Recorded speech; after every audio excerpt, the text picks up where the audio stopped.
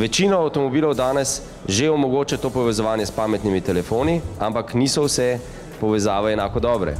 Bluetooth je bil prvi korak nekaj let nazaj, ki je pripeljal v bistvu to uporabniško izkušnjo do te mere, da smo lahko uporabljali sam telefon, tudi brez da bi odmaknili roke iz volana. Nadgradnja tega so pa seveda dodatne integracije tega telefona. Prav na naših vozilih zdaj predstavljamo Android Auto in pa Apple CarPlay. To sta dve združeni, v bistvu pomagata nam kopirati dejanske lastnosti telefona na ekran vozila, tako da se lažje sporazumevamo z njim, da ni treba te intuitivnega preskoka treba narediti. Da povem, ko priklopiš telefon na kabel, ne samo, da se polni, ampak telefon vam pokaže, da je priklopljen v sistem in po telefonu praktično ne morete več tipkati oziroma ga uporabljati. Zato ga spravite v predal. Tiste pomembne stvari, za katere proizvajalci trdijo, da so še varne, da jih lahko med vožnjo uporabljate, se izkažejo na velikem zaslonu. To so glasba, navigacija, telefoniranje, sprejemanje SMS sporočil in navigacija je po mojem ena izmed teh stvari, ki so najbolj priljubljene pri tej integrirani storitvi. Absolutno se s tem povečuje varnost.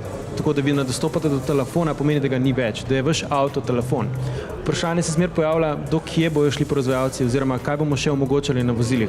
V bistvu gre to za skupen dogovor, ampak v prvi točki, torej točka številka 1, ki mora biti, torej ta zakon, katerega ne smemo ubiti, je varnost. Vozniki bi radi verjetno imeli še več drugih stvari in video vsebine gor in kaj, ampak ni smiselno, da mi vozniku predvajamo video vsebino ta čas, ko vozi. So pa verjetno smiselne aplikacije z informacijami, ki jih potrebujemo med vožnjo, naprimer tiste, ki nam pokažejo, kje so prosta parkirna mesta, na kateri bencinski servis poboljše ali celo cenejše gorivo. Pomembno vlogo v tem pogledu igrajo aplikacije, ki jih nadzorujemo glasovno, ali pa celo asistenčni servisi, ki nam na poti pomagajo s svojimi servisnimi svetovalci. Kontaktni center Pošte Slovenija, prosim. Dober dan, Blaž, na drugi strani. Jaz sem eno vprašanje. Na desni strani predstavne ročice imam nek gumb za avtom in sireno, pa me zanima, kaj mi ta gumb omogoča. Ta gumb je za aktiviranje generatorja zvoka, ki deluje do hitrosti 30 km/h. Z omenjenim zvokom opozarjamo ostale udeležence v prometu, predvsem pešce. Pa se potem ta zvok avtomatsko izključi na 30 km/h? Na 30 km/h se ta zvok izklopi. Super, najlepša hvala. Prosim, tudi vam prijeten dan. Zelo velik del pri zagotavljanju višje varnosti na cestah pa igra tudi radio. Ta je po novem digitalni. 10 let nazaj smo imeli analogne televizorje in je prišla migracija na digitalno. Podobno se dogaja zdaj tudi v radijskem svetu. DAB+ radio pa želi upeljavati digitalne prednosti tudi v radijski svet. Torej, digitalizacija v radijskem svetu prinaša to, da lahko mi upravljamo sinhrona omrežja. To pomeni, da imamo mi lahko več oddajnikov na isti frekvenci. S tem avtomatsko dobimo mi v bistvu prehranek frekvenčnega spektra. Torej, po celi Sloveniji imamo sedaj 8 delujočih oddajnikov, ki zagotavljajo osnovno pokritost.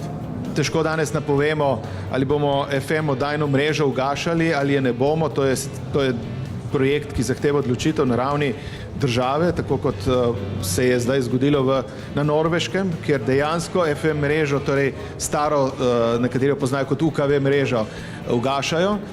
To v Sloveniji še ni v planu, vendar nekega dne se bo to zgodilo. To pomeni, avto, ki ga danes kupujemo in ga ne kupujemo za leto ali dve, ampak morda za 5 ali 10 let, mora imeti tak sprejemnik.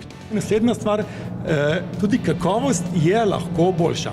Radio danes oddaja na višjih obratih in FM radio te hitrosti ne dohaja več. Mi že danes na vseh digitalnih platformah ponujemo dodatne storitve, kot je audio na zahtevo in dodatne informacije o predvajanih vsebinah. To, kar pravzaprav že delamo na podcastingu, je zdaj na voljo tudi v DAB+ sistemu. Pogosto slišimo vprašanje, kakšna je sploh razlika med internetnim in DAB+ radijem.